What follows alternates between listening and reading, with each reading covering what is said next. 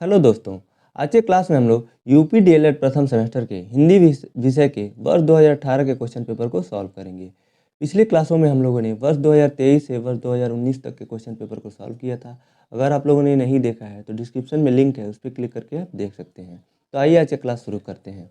बहुविकल्पी प्रश्न का पहला प्रश्न है, ड तथा ढ वर्ण है।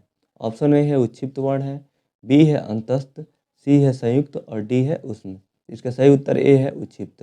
ड और ढ वर्णों को उच्छिप्त वर्ण कहते हैं। देखिए, अगर आप लोगों ने पिछले क्लासों को देखा होगा तो हिंदी के, तो उसमें देखा होगा कि ये जो चार हैं, उच्छिप्त, अंतस्थ, संयुक्त और उष्म, इसमें से किसी भी वर्ग के कुछ वर्णों को दे रहा है और पूछता है ये किस प्रकार के वर्ण है। तो इन चारों को आप तैयार कर लेंगे, क्योंकि इसमें से एक प्रश्न बहुविकल्पी में पूछ रहा है हर साल। तो उच्छिप्त वर्ण कहते हैं ड और ढ को, और अंतस्थ व्यंजन कहते हैं य, र, ल, व को। संयुक्त व्यंजन होते हैं स्र, त्र, ज्ञ और छ, यानी छतरी वाले छ। ये चार जो वर्ण होते हैं संयुक्त होते हैं। और उष्म व्यंजन कहते हैं स, स और ह को। तो इसको आप ध्यान में रखेंगे। प्रश्न संख्या दूसरा है, स का उच्चारण स्थल है। ऑप्शन ए है ओष्ठ, बी है कंठ, सी है तालु और डी है दंत। इसका सही उत्तर है सी तालु। देखिए, स वर्ड होता है तालु से बोला जाता है। स बोल के भी आप चेक कर सकते हैं। इसके अलावा जो तालु से बोलने जाने वाले वर्ड होते हैं वो होते हैं च वर्ग के, च, छ, ज, झ, इया और स। और इसके अलावा एक य भी होता है। अंतस्थ का एक वर्ड होता है य।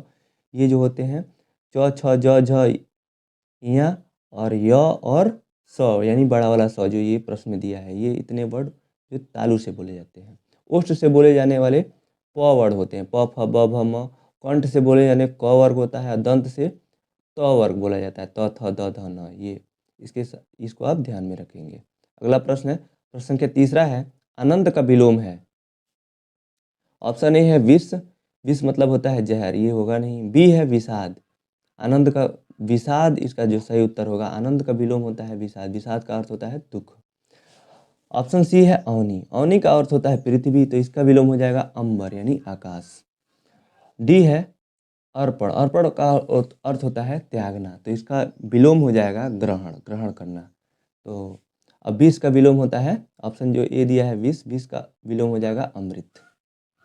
अब इसका प्रश्न संख्या 4 है, शुद्ध वर्तनी वाला शब्द है। देखिए, श्रृंगार को लिखना है, तो इसका ऑप्शन ए दिया है बड़ा श्र और अंक का मात्रा गा र। देखिए, इसमें जो चारों दिया है ये चारों अशुद्ध है, इसमें कोई भी शुद्ध नहीं है।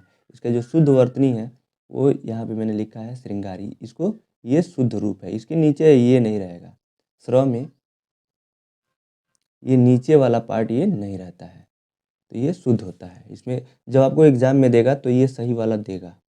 यहाँ पे क्वेश्चन पेपर में नहीं दिया था, ये क्वेश्चन ही गलत दिया था। अगला प्रश्न है, प्रश्न संख्या 5, द्विज शब्द का अर्थ है। ऑप्शन ए है दांत, बी है पक्षी, सी है ब्राह्मण और डी है उपयुक्त सभी। इसका ऑप्शन डी सही उत्तर होगा, उपयुक्त सभी, क्योंकि द्विज का अर्थ होता है दांत भी, पक्षी भी, ब्राह्मण भी। वाक्य में प्रयोग के साथ साथ जहाँ प्रयोग होता है उस प्रकार का रूप इसका अर्थ होता है। इसका ऑप्शन डी सही उत्तर है। अति लघुत्तरी प्रश्न का पहला प्रश्न है, दीर्घ स्वर किसे कहते हैं। उत्तर, जिन स्वरों के उच्चारण में ह्रस्व स्वरों से दुगुना समय लगता है उन्हें दीर्घ स्वर कहते हैं। इनकी संख्या 7 होती है। आ, ई, उ, ए, ओ दीर्घ स्वर है। प्रश्न संख्या 7 है, य, र, ल, व किस प्रकार के व्यंजन हैं। देखिए, अभी ऊपर हम लोगों ने पढ़ा था, य, र, ल, व अंतस्थ व्यंजन है, जिनका उच्चारण स्वर और व्यंजन के मध्य होता है उन्हें अंतस्थ कहते हैं। प्रश्न संख्या 8 है, ग्रंथ के बचे हुए अंश जो प्रायः अंत में जोड़े जाते हैं, वाक्यांश के लिए एक शब्द लिखें। देखिए, वाक्यांश कहाँ तक है, यहाँ तक है। ग्रंथ के बचे हुए अंश जो प्रायः अंत में जोड़े जाते हैं, इतना है। इतने के लिए एक शब्द जो होता है वो होता है परिशिष्ट। इसका उत्तर दिया है, ग्रंथ के बचे हुए अंश जो प्रायः अंत में जोड़े जाते हैं उन्हें परिशिष्ट कहते हैं। देखिए, परिशिष्ट थोड़ा कम कम प्रयोग में आने वाला शब्द है, तो इसको आप ध्यान में रखेंगे। प्रश्न संख्या 9 है, अंश और अंश का अर्थ स्पष्ट कीजिए। एक में छोटा सा है और दूसरे में बड़ा सा है, तो उत्तर हो जाएगा, छोटे सा वाले के साथ अंश का अर्थ होता है कंधा और अंश का अर्थ होता है हिस्सा। प्रश्न संख्या 10 है, अर्वाचीन और उचित शब्द का विलोम लिखिए। उत्तर, अर्वाचीन का विलोम होगा प्राचीन और उचित का अनुचित। प्रश्न संख्या 11 है, विस्मयादिबोधक चिन्ह का प्रयोग कब करते हैं? उत्तर, विस्मयादिबोधक चिन्ह एक विराम चिन्ह है जिसका उपयोग लिखित भाषा में तीव्र भावनाओं, उत्तेजना, आश्चर्य या जोर को इंगित करने के लिए किया जाता है। जैसे शाबाश, तुमने बहुत अच्छा किया, यहाँ पे जोर दिया जाता है, उसकी भावनाओं को यहाँ पे दिखाया जा रहा है कि प्रशंसा किया जा रहा है, इसलिए यहाँ पे विस्मयादिबोधक चिन्ह है। विस्मयादिबोधक चिन्ह को बनाते हैं ऐसे, एक खड़ी पाई होता है, नीचे बिंदी होता है। इससे किसी न किसी भाव, हर्ष, उल्लास या दुख का अनुभव होता है। जहाँ भी ये लगता है या तो खुशी की बात होती है, नहीं तो बहुत घृणा की बात होती है। छी, जैसे कि छी तुम बहुत गंदे हो, तो छी के आगे ये विस्मयादिबोधक चिन्ह लगता है। लघु उत्तरीय प्रश्न का पहला प्रश्न है, स्पर्श व्यंजन किसे कहते हैं? स्पर्श व्यंजन का उल्लेख कीजिए। उत्तर, ऐसे वर्ण जिनका उच्चारण करते समय अर्थात बोलते समय मुख के किसी न किसी अंग का स्पर्श होता है तो उसे स्पर्श व्यंजन कहते हैं। स्पर्श व्यंजन को 5 वर्गों क वर्ग, च वर्ग, ट वर्ग, त वर्ग और प वर्ग में विभाजित किया गया है। इनकी संख्या 5 होती है, क्योंकि देखिए 5 वर्ग दिए हैं और पाँचों में 5-5 वर्ण हैं, तो 5 × 5 25 हो गए। क वर्ग के अंतर्गत आता है क, ख, ग, घ, अंग। च वर्ग के अंतर्गत आता है च, छ, ज, झ, ञ। ट के अंतर्गत आता है ट, ठ, ड, ढ, ढ़। और त वर्ग के अंतर्गत आता है त, थ, द, ध, न। प वर्ग के अंतर्गत आता है प, फ, ब, भ, म। इतने वर्ड होते हैं स्पर्श व्यंजन कहते हैं, क्योंकि जब बोलते हैं तो जो मुख से हवा निकलती है तो किसी न किसी भाग से टच करके, स्पर्श करके निकलती है, इसलिए इसको स्पर्श व्यंजन कहते हैं। प्रश्न संख्या 13 है, अग्नि, अमृत, गंगा और गुरु के एक एक समानार्थक शब्द लिखिए, यानी पर्यायवाची शब्द लिखिए। उत्तर है समानार्थक शब्द या पर्यायवाची शब्द। अग्नि का होगा आग, ज्वाला, पावक। अमृत का सोम, मधु, अमी, सुरभोग। गंगा का भागीरथी, मंदाकिनी, जाह्नवी। और गुरु का अध्यापक, आचार्य, उपाध्याय। ये पर्यायवाची है। एक एक पूछा है और जो आपको ज़्यादा नहीं याद है, एक एक याद है तो एक एक लिख सकते हैं। प्रश्न संख्या 14 है, र वर्ण को कितने प्रकार से लिखते हैं? उदाहरण सहित स्पष्ट कीजिए। उत्तर, हिंदी भाषा में स्वर व्यंजन दोनों मिलकर वर्ण बनते हैं।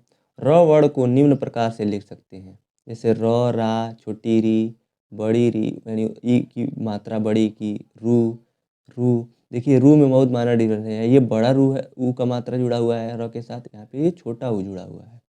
रे, रै, रो, र। र के बाकी रूपों को लोग लिखने में गलती नहीं करते, लेकिन उ और उ प्रकार की मात्रा में कई बार दुविधा हो जाती है। जैसे कि देखिए र के साथ जब छोटा उ जुड़ेगा तो रू ऐसे लिखा जाएगा, ऐसे।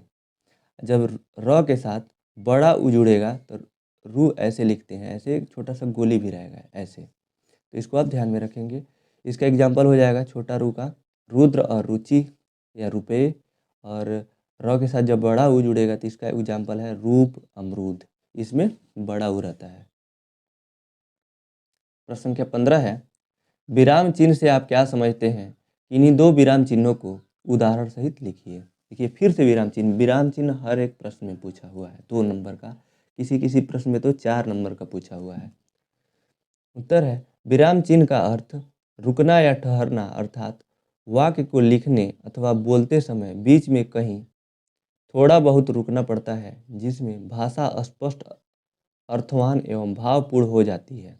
हिंदी भाषा में प्रमुख होने वाले 4 विराम चिन्ह, प्रयुक्त होने वाले 4 विराम चिन्ह निम्न है। पहला है पूर्ण विराम।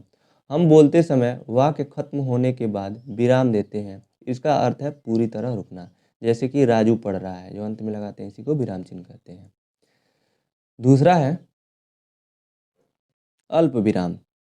जहाँ थोड़ी देर के लिए रुकना पड़े वहाँ अल्प विराम का प्रयोग किया जाता है, अर्थात एक से अधिक वस्तुओं को दर्शाने के लिए भी अल्प विराम का प्रयोग किया जाता है। जैसे कि भारत में गेहूँ, चना, बाजरा, मक्का आदि बहुत सी फसलें उगाई जाती हैं।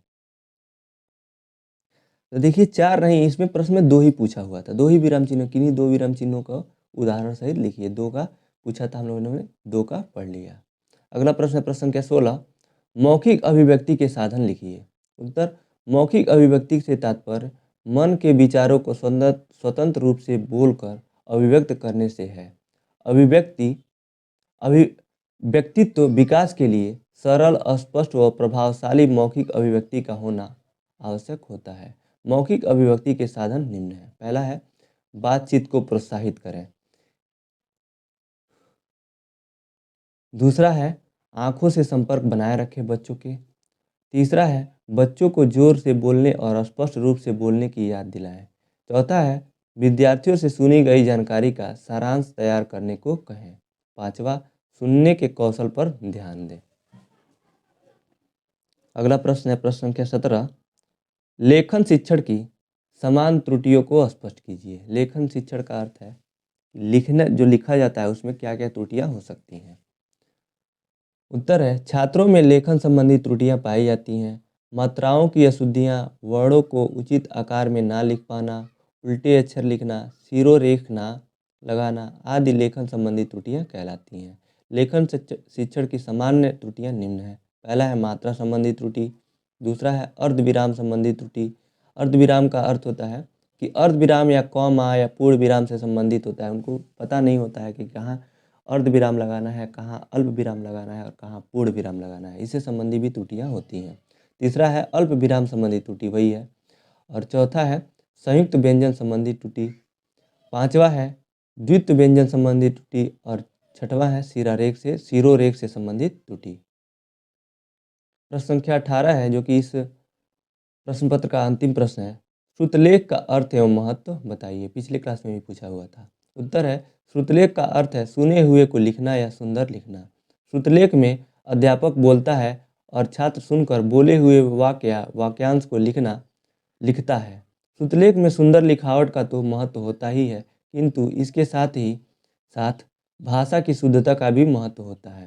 श्रुतलेख से श्रवण और लेखन कौशल का अधिक विकास होता है। श्रवण लेखन दोनों एक ही में रहेगा, यहाँ बीच में डैश है कि सुनकर लिखना, उसको श्रवण लेखन कहते हैं। तो इसी के साथ आज का क्लास यहीं समाप्त होता है।